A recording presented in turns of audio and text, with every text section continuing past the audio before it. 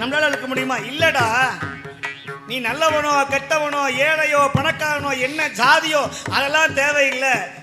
இந்த வடத்தை மட்டும் பிடி, நாமோ அன்புக்கு நான் நகர்ந்து வருவேன்னு வரக்கூடிய பெருமான் திருவாரூர்.